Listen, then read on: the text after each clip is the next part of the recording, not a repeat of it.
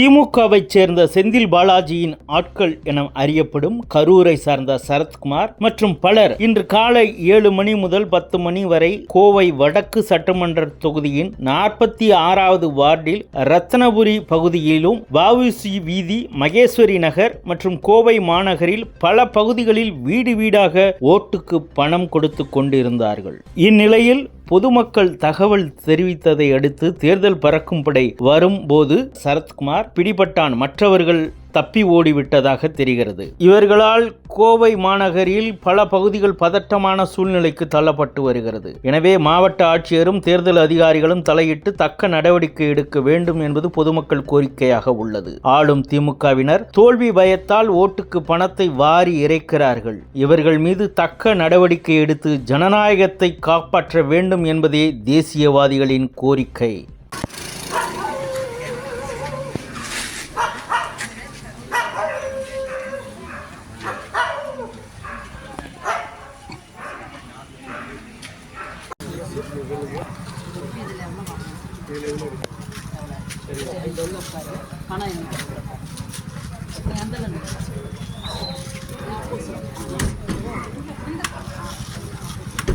अंदर से